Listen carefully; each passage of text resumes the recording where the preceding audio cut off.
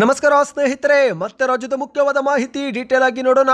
ಗೃಹಲಕ್ಷ್ಮಿ ಯೋಜನೆ ಹಣ ಯಾಕೆ ಬರುತ್ತಿಲ್ಲ? ಸಿದ್ದರಾಮಯ್ಯರ ಮುಂದೆ ಕಾರಣ ಬಿಚ್ಚಿಟ್ಟ ಅಧಿಕಾರಿಗಳು. ಸಭೆಯಲ್ಲಿ ಗೃಹಲಕ್ಷ್ಮಿ ಯೋಜನೆ ಬಾಕಿ ಕಂತು ಬಗ್ಗೆ ದೊಡ್ಡ ಅಪ್ಡೇಟ್ ಬಂದಿದೆ. ವಿಡಿಯೋನ ಪೂರ್ತಿಯಾಗಿ ನೋಡಿ. ಭಾರತ ಎಂದೂ ಕೂಡ ಹಿಂದೂ ರಾಷ್ಟ್ರ ಆಗೋದಿಲ್ಲ ಎಂದು ಮುಖ್ಯಮಂತ್ರಿ ಸಿದ್ದರಾಮಯ್ಯರ ಶಾಕಿಂಗ್ ಹೇಳಿಕೆ. ಯಾಕೆ ಅವರು ಈ ರೀತಿ ಹೇಳಿಕೆ ಕೊಟ್ಟಿದ್ದಾರೆ ಎಂಬುದನ್ನು ಕೂಡ ನೋಡೋಣ. ಇನ್ನು ಬೆಳೆ ಕಳೆದುಕೊಂಡ ರೈತರಿಗೆ ಗುಡ್ ನ್ಯೂಸ್ ಕೊಟ್ಟ ಸಿದ್ದರಾಮಯ್ಯರು. ಬೆಳೆ ಹಾನಿ ಪರಿಹಾರ ಕುರಿತಂತೆ ಮುಖ್ಯವಾದ ಮಾಹಿತಿ. ವಿಡಿಯೋನ ನೀವು ಸ್ವಲ್ಪ ಸ್ಕಿಪ್ ಮಾಡದೆ ಪೂರ್ತಿಯಾಗಿ ನೋಡಿ ಸ್ನೇಹಿತರೆ. ಇನ್ನು ಚುನಾವಣೆ ವೇಳೆಯಲ್ಲಿ ದೆಹಲಿಯಲ್ಲಿ ಬಾಂಬ್ ಬ್ಲಾಸ್ಟ್ ಬಗ್ಗೆ ಸಿದ್ದರಾಮಯ್ಯರ ಶಾಕಿಂಗ್ ಪ್ರತಿಕ್ರಿಯೆ. ಎಲ್ಲ ಸುದ್ದಿ ಡೀಟೇಲ್ ಆಗಿ ನೋಡೋಣ. ಕರ್ನಾಟಕದ ರೈತರಿಗೆ ಮತ್ತೊಂದು ಗುಡ್ ನ್ಯೂಸ್. ಮೃತರ ಹೆಸರಲ್ಲಿರುವ ಜಮೀನು ವಾರಸುದಾರರಿಗೆ ಬದಲಿಸಲು ಪೌತಿ ಖಾತೆ ಮತ್ತೆ ದಿನಾಂಕ ವಿಸ್ತರಣೆ. ನೀವು ಕೂಡ ರೈತರಾಗಿದ್ದರೆ ವಿಡಿಯೋ ಪೂರ್ತಿಯಾಗಿ ನೋಡಿ. ಹಾವೇರಿಯಲ್ಲಿ ಬೆಳೆ ವಿಮೆ ಹಗರಣ ನಡೀತಾ ಇದೆ ಎಂದು ಮತ್ತು ಅಧಿಕಾರಿಗಳು ಶಾಮೀಲಾಗಿದ್ದಾರೆ ಎಂದು ಮಾಜಿ ಮುಖ್ಯಮಂತ್ರಿ ಬೊಮ್ಮಾಯಿಯವರ ಆರೋಪ. ವಿಡಿಯೋನ ಶುರು ಮಾಡೋಕ್ಕಿಂತ ಮೊದಲು ನೀವು ನಮ್ಮ ಚಾನಲ್ಗೆ ಮೊದಲು ಬಾರಿ ಭೇಟಿ ಕೊಡುತ್ತಿದ್ದರೆ ದಯವಿಟ್ಟು ಸಬ್ಸ್ಕ್ರೈಬ್ ಆಗಿ ಪಕ್ಕದಲ್ಲಿ ಕಾಣಿಸೋ ಗಂಟೆ ಕೂಡ ಒತ್ತಿ. ಇದರಿಂದ ರಾಜ್ಯದ ಮಾಹಿತಿಗಳು ನಿಮಗೆ ಸಿಗುತ್ತವೆ. ವಿಡಿಯೋಗೆ ಲೈಕ್ ಮಾಡಿ ಮತ್ತು ವಿಡಿಯೋ ಪೂರ್ತಿಯಾಗಿ ನೋಡಿ. ಬನ್ನಿ ಸ್ನೇಹಿತರೆ, ಎಲ್ಲ ಮುಖ್ಯವಾದ ಮಾಹಿತಿಗಳನ್ನು ಡೀಟೇಲ್ ಆಗಿ ನೋಡೋಣ. ಇದೀಗ ಮೊದಲಿಗೆ ಇದುವರೆಗೆ ಗೃಹಲಕ್ಷ್ಮಿ ಯೋಜನೆ ಹಣ ಜಮೆ ಆಗಿಲ್ಲ ಎನ್ನುವ ಮಹಿಳೆಯರಿಗೆ ರಾಜ್ಯ ಸರ್ಕಾರ ಮಹತ್ವದ ಮಾಹಿತಿ ಕೊಟ್ಟಿದೆ. ಹೌದು ಸ್ನೇಹಿತರೆ, ಬಾಕಿ ಕಂತು ಸರ್ಕಾರ ಬಿಡುಗಡೆ ಮಾಡಿದ್ರೂ ಗೃಹಲಕ್ಷ್ಮಿ ಯೋಜನೆ ಫಲಾನುಭವಿಗಳಿಗೆ ಮಾತ್ರ ಹಣ ಜಮವಾಗುತ್ತಿಲ್ಲ. ಈ ಬಗ್ಗೆ ನೇರವಾಗಿ ಸಿದ್ದರಾಮಯ್ಯರ ಮುಂದೆ ಅಧಿಕಾರಿಗಳು ಕಾರಣವನ್ನ ಬಿಚ್ಚಿಟ್ಟಿದ್ದಾರೆ. ಹೌದು, ಗೃಹಲಕ್ಷ್ಮಿ ಯೋಜನೆ ಮೂಲಕ ಪ್ರತಿ ತಿಂಗಳು 2,000 ರೂಪಾಯಿ ಹಣವನ್ನು ಸರ್ಕಾರ ಜಮೆ ಮಾಡುತ್ತಿದ್ದು, ಆದರೆ ಸಾಕಷ್ಟು ಮಹಿಳೆಯರಿಗೆ ಈವರೆಗೆ ಹಣ ಜಮೆ ಆಗಿಲ್ಲ. ಕೆಲವರಿಗೆ 22ನೇ ತಿಂಗಳ ಕಂತು ಮಾತ್ರ ಜಮವಾಗಿದ್ದು 23 ಮತ್ತು 24ನೇ ಕಂತು ಸಹ ಜಮಾ ಆಗಿಲ್ಲ. ಹೌದು, ಸಾಕಷ್ಟು ಗೃಹಲಕ್ಷ್ಮಿ ಯೋಜನೆ ಫಲಾನುಭವಿಗಳಿಗೆ ಇನ್ನೂ ಕೂಡ ಕಳೆದ 3-4 ತಿಂಗಳ ಕಂತಿನ ಹಣವೇ ಬಂದಿಲ್ಲ.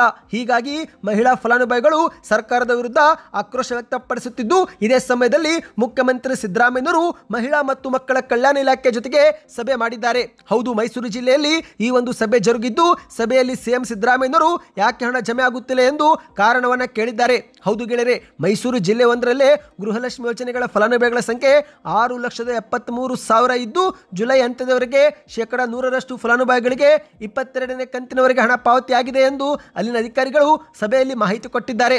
ಆದರೆ ಇದಕ್ಕೆ ಪ್ರತಿಕ್ರಿಯೆ ಕೊಟ್ಟಂತ ಮುಖ್ಯಮಂತ್ರಿ ಸಿದ್ದರಾಮಯ್ಯರ ಪುತ್ರ ಶಾಸಕ ಯತೀಂದ್ರ ಅವರು, ಅಲ್ಲರಿ, ನಾವು ಜನರೊಂದಿಗೆ ಅವಾಗ ಸಭೆ ಮಾಡಿದಾಗ ನಮಗೆ ಹಣವೇ ಬರುತ್ತಿಲ್ಲ ಎಂದು ಮಹಿಳೆಯರು ದೂರುಗಳನ್ನು ಕೊಡುತ್ತಿದ್ದಾರೆ.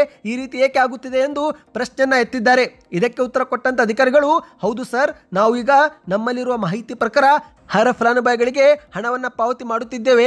ಆದರೆ ಇನ್ನೂ ಕೆಲವರು ಅರ್ಹರಾಗಿದ್ದರೂ ಕೂಡ ದಾಖಲಾತಿ ಸರಿಯಿಲ್ಲದ ಕಾರಣ ಅವರು ನೋಂದಣಿ ಆದರೂ ಕೂಡ ಅವರಿಗೆ ಹಣ ಸಂದಾಯವಾಗುತ್ತಿಲ್ಲ ಎಂದು ಸಭೆಯಲ್ಲಿ ಮಾಹಿತಿ ಕೊಟ್ಟಿದ್ದಾರೆ. ಹೌದು, ನಿಮ್ಮದು ಏನಾದರೂ ಆಧಾರ್ ಕಾರ್ಡ್ನಲ್ಲಿ ಬೇರೆ ಹೆಸರು, ಬ್ಯಾಂಕ್ ಖಾತೆಯಲ್ಲಿ ಬೇರೆ ಹೆಸರು, ಗೃಹಲಕ್ಷ್ಮಿ ಅರ್ಜಿ ಸಲ್ಲಿಕೆ ಮಾಡುವಾಗ ಬೇರೆ ಹೆಸರು, ಇಂತಹ ಒಂದು ಏನಾದರೂ ತಪ್ಪನ್ನು ನೀವು ಮಾಡಿದರೆ ಆಗ ನಿಮಗೆ ಹಣ ಜಮೆ ಆಗುವುದು ವಿಳಂಬವಾಗಬಹುದು ಅಥವಾ ಜಮೆ ಆಗದಿರಬಹುದು. ಸ್ನೇಹಿತರೆ, ಇಂತಹ ಒಂದು ಮಾಹಿತಿಯನ್ನು ಈಗ ಸಭೆಯಲ್ಲಿ ಚರ್ಚೆ ಮಾಡಲಾಗಿದೆ. ನಿಮ್ಮ ಖಾತೆಗೂ ಬಾಕಿ ಕಂತುಗಳು ಜಮೆ ಆಗುತ್ತಿದೆಯಾ? ಕಮೆಂಟ್ ಮಾಡಿ. ಯಾಕಂದ್ರೆ ದಸರಾ ಹಬ್ಬದ ವೇಳೆ ಜುಲೈ ಕಂತು, ದೀಪಾವಳಿ ಹಬ್ಬದ ವೇಳೆ ಆಗಸ್ಟ್ ಕಂತು ಮತ್ತು ಇತ್ತೀಚೆಗೆ 24ನೇ ಕಂತಾಗಿರುವ ಸೆಪ್ಟೆಂಬರ್ ತಿಂಗಳ ಕಂತು ಕೂಡ ಹಾಕಿರುವುದಾಗಿ ಸರ್ಕಾರ ಸ್ಪಷ್ಟಪಡಿಸಿದೆ.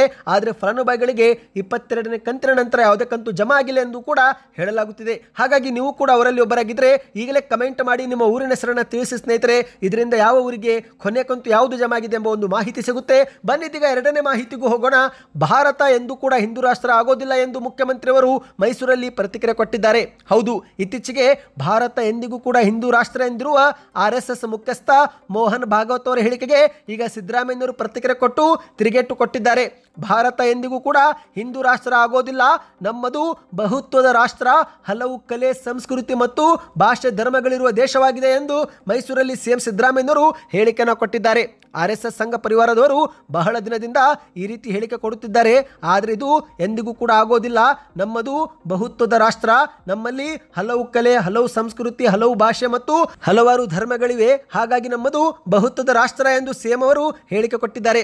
ಇದೇ ನಡುವೆ ದೆಹಲಿಯಲ್ಲಿ ಬಾಂಬ್ ಸ್ಫೋಟ ಪ್ರಕರಣ ಕುರಿತಂತೆ ಮಾತನಾಡಿದ್ದು, ಬಿಹಾರ ಚುನಾವಣೆ ಮೇಲೆ ಈ ಒಂದು ಬಾಂಬ್ ಸ್ಫೋಟ ಪರಿಣಾಮ ಬೀರುವ ಸಾಧ್ಯತೆ ಇದೆ. ಆದರೆ ಇದು ಬಿಜೆಪಿ ವಿರುದ್ಧವೇ ಪರಿಣಾಮ ಬೀರುತ್ತೆ. ಸದ್ಯಕ್ಕೆ ಬಾಂಬ್ ಸ್ಫೋಟದಲ್ಲಿ ಸತ್ತವರಿಗೆ ನನ್ನ ಸಂತಾಪವಿದೆ. ಭದ್ರತಾ ವೈಫಲ್ಯ ಬಗ್ಗೆನೇ ಹೀಗಾಗಿದೆ ಅಂತ ನಾನೀಗಲೇ ಏನು ಹೇಳಲ್ಲ ಎಂದು ಮಾಧ್ಯಮಗಳ ಮುಂದೆ ತಿಳಿಸಿದ್ದಾರೆ. ಇದೇ ಮಧ್ಯೆ ಸಭೆಯಲ್ಲಿ ಮತ್ತೆ ಮುಂದುವರೆದು ಮಾತನಾಡಿ, ಇಂದು ಮೈಸೂರಿನ ಜನ ಈಗಲೂ ಕೂಡ ಸಮಸ್ಯೆ ಪರಿಹಾರಕ್ಕೆ ಬೆಂಗಳೂರಿಗೆ ಬರುತ್ತಿದ್ದಾರೆ. ಜನರು ರಾತ್ರಿ ಹಗಲು ನನಗಾಗಿ ಕಾಯುತ್ತಿದ್ದಾರೆ. ಕಂದಾಯ ಇಲಾಖೆ ಸಂಬಂಧ ಕುರಿತಂತೆ ಪರಿಹಾರಕ್ಕೂ ಕೂಡ ನನ್ನ ಬಳಿ ಬರುತ್ತಿದ್ದಾರೆ. ಈಗಾಗಲೇ ನಾನು ಮೈಸೂರಿನ ಜಿಲ್ಲಾಡಳಿತಕ್ಕೆ ಸ್ಪಷ್ಟವಾಗಿಯೇ ಹೇಳಿದ್ದೇನೆ, ಜನರ ಸಮಸ್ಯೆಯನ್ನ ಅಲ್ಲಿನೇ ಪರಿಹರಿಸಬೇಕು ಎಂದು ಹೇಳಿದ್ದೇನೆ. ಅಧಿಕಾರಿಗಳು ಅನಗತ್ಯವಾಗಿ ಜನರನ್ನು ಸರ್ಕಾರಿ ಕಚೇರಿಗೆ ಎಲೆಸುವುದು ಅಪರಾಧವಾಗುತ್ತೆ. ಅಧಿಕಾರಿಗಳು ಸಮಸ್ಯೆ ಬಗೆಹರಿಸಿದರೆ ಜನ ನನ್ನ ಬಳಿ ಬರುವುದು ಕಡಿಮೆ ಆಗುತ್ತೆ. ಈಗಾಗಲೇ ನಾನು ತಾಲೂಕು ಕೇಂದ್ರಗಳಲ್ಲಿ ತಾಲೂಕು ಅಧಿಕಾರಿಗಳು ವಾಸ ಮಾಡಬೇಕು ಎಂದು ಕೂಡ ಸೂಚನೆ ಕೊಟ್ಟಿದ್ದೇನೆ ಎಂದು ಸಿದ್ದರಾಮಯ್ಯನವರು ಹೇಳಿಕೆ ಕೊಟ್ಟಿದ್ದಾರೆ. ಬನ್ನಿ ಇದೀಗ ಮತ್ತೊಂದು ಮುಖ್ಯವಾದ ಮಾಹಿತಿಗೆ ಹೋಗೋಣ. ನೀವು ಕೂಡ ರೈತರಾಗಿದ್ದು ಬೆಳೆ ಹಾನಿಗೊಳಗಾಗಿದ್ದರೆ ಕಮೆಂಟ್ನಲ್ಲಿ ಎಸ್ ಎಂದು ಕಮೆಂಟ್ ಮಾಡಿ ಮತ್ತು ಯಾವ ಬೆಳೆ ಹಾನಿಯಾಗಿದೆ ಕಮೆಂಟ್ ಮಾಡಿ. ಇದೀಗ ಬೆಳೆ ಕಳೆದುಕೊಂಡ ರೈತರಿಗೆ ಮುಖ್ಯಮಂತ್ರಿಯವರು ಮೈಸೂರಲ್ಲಿ ಸಭೆಯಲ್ಲಿ ಗುಡ್ ನ್ಯೂಸ್ ಕೊಟ್ಟಿದ್ದಾರೆ. ಹೌದು, ಈ ಬಾರಿ ಅಂದುಕೊಂಡಂತೆ ಮಳೆ ಆಗಿಲ್ಲ, ಬೆಳೆ ಕೈ ಕೊಟ್ಟಿದೆ. ವ್ಯವಸಾಯಕ್ಕೆ ಹಾಕಿದ ಹಣವು ಕೂಡ ಈ ಬಾರಿ ಬೆಳೆಯಲ್ಲಿ ಬರುವುದು ಅನುಮಾನವಿದ್ದು, ಹಾಗಾಗಿ ರೈತರ ಕಷ್ಟ ಅರಿತಂತ ಸಿದ್ದರಾಮಯ್ಯನವರು ಇದೀಗ ಸಿಹಿ ಸುದ್ದಿ ಕೊಟ್ಟಿದ್ದಾರೆ. ಜಂಟಿ ಸಮೀಕ್ಷೆ ಬಳಿಕ ಆದಷ್ಟು ಬೇಗನೆ ಅತಿವೃಷ್ಟಿಯಿಂದ ಬೆಳೆ ಕಳೆದುಕೊಂಡ ರೈತರ ಬ್ಯಾಂಕ್ ಖಾತೆಗಳಿಗೆ ನೇರವಾಗಿ ಹಣ ವರ್ಗಾವಣೆ ಮಾಡುವುದಾಗಿ ಮುಖ್ಯಮಂತ್ರಿಯವರು ಸಭೆಯಲ್ಲಿ ಮಾಹಿತಿ ಕೊಟ್ಟಿದ್ದಾರೆ.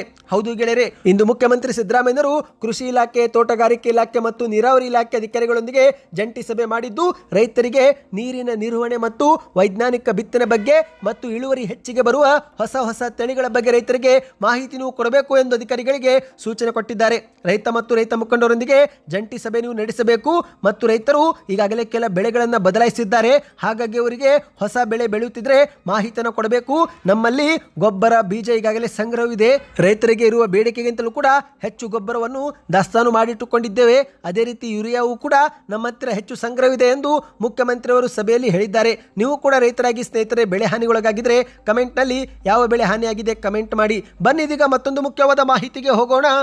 ಇತ್ತೀಚೆಗೆ ದೆಹಲಿಯ ಕೆಂಪುಕೋಟೆ ಬಳಿ ಸೋಮವಾರ ಸಂಜೆ ನಿಗೂಢ ಸ್ಫೋಟ ಸಂಭವಿಸಿದೆ. ಹೌದು ಸ್ನೇಹಿತರೆ, ಬಾಂಬ್ ಬ್ಲಾಸ್ಟ್ ಸ್ಫೋಟದಲ್ಲಿ 13 ಮಂದಿ ಪ್ರಾಣ ಕಳೆದುಕೊಂಡಿದ್ದು 20ಕ್ಕೂ ಹೆಚ್ಚು ಮಂದಿಗೆ ಗಾಯವಾಗಿದೆ. ಈ ಬಗ್ಗೆ ಈಗ ಮುಖ್ಯಮಂತ್ರಿಯವರು ಪ್ರತಿಕ್ರಿಯೆಯನ್ನು ಕೊಟ್ಟಿದ್ದಾರೆ. ಹೌದು ಗೆಳೆಯರೆ, ಮಾಧ್ಯಮಗಳ ಮುಂದೆ ಮಾತನಾಡಿದಂಥ ಸಿದ್ದರಾಮಯ್ಯನವರು ಚುನಾವಣೆ ವೇಳೆನೇ ಬಾಂಬ್ ಸ್ಫೋಟ ಬಗ್ಗೆ ಕೇಂದ್ರ ಸರ್ಕಾರವೇ ಹೇಳಬೇಕು, ಕೇಂದ್ರವೇ ಈ ಬಗ್ಗೆ ತನಿಖೆ ನಡೆಸಿ ಉತ್ತರವನ್ನ ಕೊಡಲಿ. ಇಂದು ಬಿಹಾರದಲ್ಲಿ ವಿಧಾನಸಭಾ ಚುನಾವಣೆ ನಡೆಯುತ್ತಿದ್ದು ಈ ಒಂದು ಬಾಂಬ್ ಬ್ಲಾಸ್ಟು ಈ ಒಂದು ಚುನಾವಣೆ ಮೇಲೆ ಪ್ರಭಾವ ಬೀರುತ್ತೆ, ಆದರೆ ಇದು ಬಿಜೆಪಿಯವರ ಮೇಲೆ ಆಗುತ್ತೆ ಎಂದು ಸಿಎಂ ಅವರು ಹೇಳಿದ್ದಾರೆ.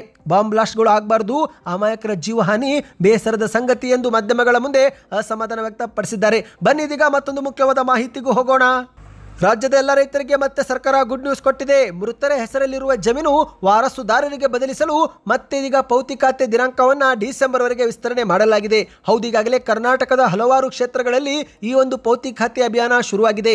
ನವೆಂಬರ್ 5ರಿಂದ ನವೆಂಬರ್ 22 ಕೊನೆ ದಿನಾಂಕವಾಗಿತ್ತು, ಆದರೆ ಈಗ ಈ ಒಂದು ದಿನಾಂಕ ಮತ್ತೆ ಡಿಸೆಂಬರ್ ವರೆಗೆ ವಿಸ್ತರಣೆ ಮಾಡಲಾಗಿದೆ ಎಂದು ಹೇಳಲಾಗಿದೆ. ಹೌದು, ಪೌತಿ ಖಾತೆ ಮತ್ತು ಪೋಡಿ ಕಾರ್ಯ ಪೂರ್ಣಗೊಳಿಸಲು ಡಿಸೆಂಬರ್ ವರೆಗೆ ಕಾಲಾವಕಾಶ ಕೊಡಲಾಗಿದೆ ಎಂದು ಕಂದಾಯ ಸಚಿವ ಕೃಷ್ಣ ಬೈರೇಗೌಡ ಅವರು ಇಂದು ಮಾಹಿತಿಯನ್ನು ಕೊಟ್ಟಿದ್ದಾರೆ. ಅಷ್ಟು ಮಾತ್ರವಲ್ಲ ಸ್ನೇಹಿತರೆ, ವಿಡಿಯೋ ಕಾನ್ಫರೆನ್ಸ್ ನಡೆಸುವ ಮೂಲಕ ಹಲವಾರು ತಹಶೀಲ್ದಾರ್ಗಳಿಗೆ ಖಡಕ್ ಸೂಚನೆ ಕೊಟ್ಟಿದ್ದಾರೆ.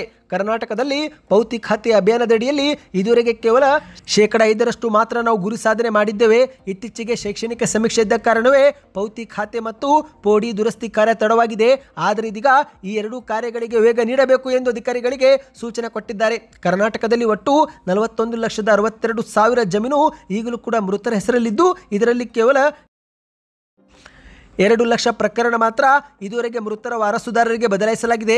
ನಮ್ಮ ಗುರಿಯಲ್ಲಿ 5% ಮಾತ್ರ ಕೆಲಸವಾಗಿದ್ದು, ಕೂಡಲೇ ಈ ಒಂದು ಅಭಿಯಾನಕ್ಕೆ ವೇಗ ನೀಡಬೇಕು ಎಂದು ಸೂಚನೆ ಕೊಟ್ಟಿದ್ದಾರೆ. ಹೌದು ಗೆಳೆಯರೆ, ನಿಮ್ಮದು ಏನಾದರೂ ಜಮೀನು ಇದ್ದು ಅದು ಏನಾದರೂ ಮೃತರ ವ್ಯಕ್ತಿ ಹೆಸರಲ್ಲಿದ್ದರೆ ಅದನ್ನು ನೀವು ನಿಮ್ಮ ಹೆಸರಿಗೆ ವರ್ಗಾಯಿಸಿಕೊಳ್ಳಬೇಕು. ಈಗಾಗಲೇ ಹಲವು ಕ್ಷೇತ್ರಗಳಲ್ಲಿ ಈ ಒಂದು ಪೌತಿ ಖಾತೆ ಆಂದೋಲನ ಅಭಿಯಾನ ಮಾಡಲಾಗುತ್ತಿದೆ ಸ್ನೇಹಿತರೆ. ಒಂದು ಬಾರಿ ನಾಡ ಕಚೇರಿ, ಗ್ರಾಮ ಪಂಚಾಯತ್ ಅಥವಾ ತಾಲೂಕು ಪಂಚಾಯತಿಗೆ ಭೇಟಿ ಕೊಟ್ಟು ನಿಮ್ಮ ಕ್ಷೇತ್ರದಲ್ಲಿ ಈ ಒಂದು ಪೌತಿ ಖಾತೆ ಮಾಡಿಕೊಡಲಾಗುತ್ತಿದೆ ಎಂಬುದನ್ನು ಖಚಿತಪಡಿಸಿಕೊಳ್ಳಿ. ನಿಮ್ಮ ಹೆಸರಲ್ಲಿ ಭೂಮಿ ಇದ್ದರೆ ಮಾತ್ರ ನೀವು ಬೆಳೆ ವಿಮೆ ಪರಿಹಾರ ಸೇರಿದಂತೆ ಸರ್ಕಾರದ ಯೋಜನೆ ಲಾಭವನ್ನು ಪಡೆದುಕೊಳ್ಳಬಹುದು ಸ್ನೇಹಿತರೆ. ಈ ಬಗ್ಗೆ ಇನ್ನಷ್ಟು ಮಾಹಿತಿ ಬೇಕಾ? ಹಾಗಾದರೆ ಪೌತಿ ಖಾತೆ ಎಂದು ಕಮೆಂಟ್ ಮಾಡಿ. ಬನ್ನಿ ಇದೀಗ ಒಂದು ಶಾಕಿಂಗ್ ಮಾಹಿತಿಗೆ ಹೋಗೋಣ. ಹಾವೇರಿಯಲ್ಲಿ ಬೆಳೆ ವಿಮೆ ಹಗರಣ ನಡೀತಾ ಇದೆ ಎಂದು ಸ್ವತಃ ಮಾಜಿ ಮುಖ್ಯಮಂತ್ರಿ ಬೊಮ್ಮಾಯಿಯವರು ಆರೋಪವನ್ನು ಮಾಡಿದ್ದಾರೆ. ಹೌದು ಸ್ನೇಹಿತರೆ, ಹಾವೇರಿ ಜಿಲ್ಲೆಯಲ್ಲಿ ಕರ್ನಾಟಕ ರೈತ ಸುರಕ್ಷಾ ಪ್ರಧಾನಮಂತ್ರಿ ಫಸಲ್ ಬಿಮಾ ಯೋಜನೆ ಅನುಷ್ಠಾನ ಮಾಡುವಲ್ಲಿ ದೊಡ್ಡ ಹಗರಣ ನಡೆದಿದೆ. ರೈತರ ಹೆಸರಲ್ಲಿ ಕೋಟಿಗಟ್ಟಲೆ ಹಣ ಹೂಡಿಕೆ ಮಾಡುತ್ತಿರುವ ಮಧ್ಯವರ್ತಿಗಳು ಬೆಳೆ ಹಾನಿ ಪ್ರದೇಶ ನಿರ್ಧರಿಸಿ ಸಲ್ಲಿಸಿ ವಿಮೆ ಹಣ ಪಡೆದುಕೊಳ್ಳುತ್ತಿದ್ದಾರೆ ಎಂದು ಮಾಜಿ ಮುಖ್ಯಮಂತ್ರಿ ಬೊಮ್ಮೆಯವರು ಆಕ್ರೋಶ ವ್ಯಕ್ತಪಡಿಸಿದ್ದಾರೆ. ನಿಜವಾದ ರೈತರಿಗೆ ಅನ್ಯಾಯವಾಗುತ್ತಿದೆ, ಆದರೆ ಮಧ್ಯವರ್ತಿಗಳು ಮಾತ್ರ ರೈತರ ಹೆಸರಲ್ಲಿ ಕೋಟಿ ಕೋಟಿ ಹಣ ಲೂಟಿ ಮಾಡುತ್ತಿದ್ದಾರೆ. ಕೃಷಿ ಇಲಾಖೆ ಸೇರಿದಂತೆ ಹಲವು ಇಲಾಖೆ ಅಧಿಕಾರಿಗಳು ಈ ಒಂದು ಹಗರಣದಲ್ಲಿ ಶಾಮೀಲು ಆಗಿದ್ದಾರೆ ಎಂದು ಆರೋಪಿಸಿ ಸಂಸದ ಬಸವರಾಜ ಬೊಮ್ಮೆಯವರು ಕಿಡಿಕಾರಿದ್ದಾರೆ. ಅಷ್ಟು ಮಾತ್ರವಲ್ಲ, ಇಲಾಖೆಯ ಜಂಟಿ ನಿರ್ದೇಶಕ ಮಲ್ಲಿಕಾರ್ಜುನ್ ಎನ್ನುವರನ್ನು ಕೂಡ ತರಾಟೆಗೆ ತೆಗೆದುಕೊಂಡಿದ್ದಾರೆ. ಹೌದು ಸ್ನೇಹಿತರೆ, ಪ್ರಗತಿ ಪರಿಶೀಲನಾ ಸಭೆಯಲ್ಲಿ ಪಾಲ್ಗೊಂಡಂತ ಬಸವರಾಜ ಬೊಮ್ಮೆಯವರು ಬೆಳೆ ವಿಮೆಯಲ್ಲಿ ಆಗುತ್ತಿರುವ ಅಕ್ರಮವನ್ನು ಎಳೆ ಎಳೆಯಾಗಿ ಬಿಚ್ಚಿಟ್ಟಿದ್ದಾರೆ. ಹೌದು, ಪ್ರಸ್ತುತ ಮುಂಗಾರಿನಲ್ಲಿ ಹಾವೇರಿ ಜಿಲ್ಲೆಯ ಶಿಗ್ಗಾವಿ ತಾಲೂಕಿನಲ್ಲಿ 44,000 ಹೆಕ್ಟೇರ್ ಪ್ರದೇಶದಲ್ಲಿ ಬಿತ್ತನೆ ಮಾಡಲಾಗಿದೆ. ಬಹುತೇಕ ರೈತರು ಬೆಳೆ ವಿಮೆ ತುಂಬಿದ್ದಾರೆ, ಆದರೆ ಅಧಿಕಾರಿಗಳು ಮಾತ್ರ 710 ಹೆಕ್ಟೇರ್ ಪ್ರದೇಶ ಮಾತ್ರ ಬೆಳೆ ಹಾನಿಯಾಗಿದೆ ಎಂದು ವರದಿ ಕೊಟ್ಟಿದ್ದಾರೆ. ಇಷ್ಟೊಂದು ವ್ಯತ್ಯಾಸ ಹೇಗೆ ಎಂದು ಬೊಮ್ಮಾಯಿಯವರು ಪ್ರಶ್ನೆಯನ್ನ ಮಾಡಿದ್ದಾರೆ. ಇಂದು ಬಯಲು ಸೀಮೆಯಲ್ಲಿ ಕೆರೆಗಳು ತುಂಬಿವೆ. ವಿಪರೀತ ಮಳೆಯಿಂದ ಬೆಳೆಗಳು ನೆಲಕಚ್ಚಿ ರೈತರು ಕಂಗಾಲಾಗಿ ಹೋಗಿದ್ದಾರೆ. ಆದರೆ ಕೃಷಿ ಅಧಿಕಾರಿಗಳು ಮಾತ್ರ ಕೇವಲ 710 ಹೆಕ್ಟೇರ್ ಮಾತ್ರ ಹಾನಿಯಾಗಿದೆ ಎಂದು ವರದಿ ಮಾಡಿದೆ. ಇದು ಯಾವ ಸಮೀಕ್ಷೆ ಎಂದು ಅಧಿಕಾರಿಗಳಿಗೆ ಬಿಸಿ ಮುಟ್ಟಿಸಿದ್ದಾರೆ. ಇಂದು ಬೆಳೆ ವಿಮೆ ಪಾವತಿಸಲು ಹಾವೇರಿ ಜಿಲ್ಲೆಯಲ್ಲಿ ಸಾಕಷ್ಟು ಮಧ್ಯವರ್ತಿಗಳು ಹುಟ್ಟಿಕೊಂಡಿದ್ದಾರೆ. ಅವರೇ ರೈತರ ಹೆಸರಿನಲ್ಲಿ ಕಂತು ತುಂಬುತ್ತಿದ್ದಾರೆ. ಹಾಗಾಗಿ ರೈತರಿಗೆ ವಿಮೆ ಹಣ ಪರಿಹಾರ ಸಿಗುತ್ತಿಲ್ಲ.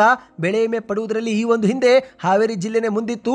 ಆದರೆ ಇಂದು ರೈತರು ಬೆಳೆ ವಿಮೆ ಕಟ್ಟೋದಕ್ಕೂ ಕೂಡ ಹಿಂದೇಟು ಹಾಕುತ್ತಿದ್ದಾರೆ ಎಂದು ಬೊಮ್ಮಾಯಿಯವರು ಕಿಡಿಕಾರಿದ್ದಾರೆ. ಸ್ನೇಹಿತರೆ, ಸದ್ಯಕ್ಕೆ ಎಷ್ಟೇ ಇತ್ತು, ನೀವು ಕೂಡ ರೈತರಾಗಿದ್ದು ಬೆಳೆ ವಿಮೆಯಲ್ಲಿ ಏನಾದರೂ ಸಮಸ್ಯೆ ಎದುರಿಸುತ್ತಿದ್ರೆ ನಿಮ್ಮ ಸಮಸ್ಯೆಯನ್ನು ಕಮೆಂಟ್ ಮಾಡಿ ಸ್ನೇಹಿತರೆ. ಇದರಿಂದ ಒಂದು ಉತ್ತಮ ಫೀಡ್ಬ್ಯಾಕ್ ಸಿಗುತ್ತೆ. ಮಾಹಿತಿಗಳು ಇಷ್ಟವಾಗಿದ್ದರೆ ವಿಡಿಯೋಗೆ ಲೈಕ್ ಮಾಡ್ತಾ ದಯವಿಟ್ಟು ಆದಷ್ಟು ವಿಡಿಯೋನ ನಿಮ್ಮ ಗೆಳೆಯರಿಗೆ ಶೇರ್ ಮಾಡಿ.